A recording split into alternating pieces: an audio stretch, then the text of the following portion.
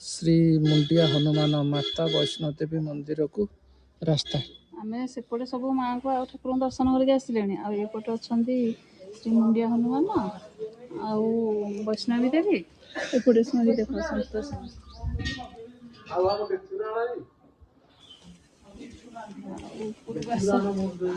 सरस्वती माता सरस्वती निहाती 2 घंटा हाथ रे समय रखिकी मंदिर को आसीबो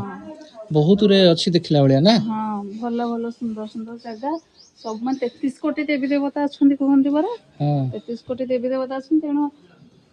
भारत सारा न बुले कि ये गोटे जगह सब ठाकुर आसिक दर्शन करने कथा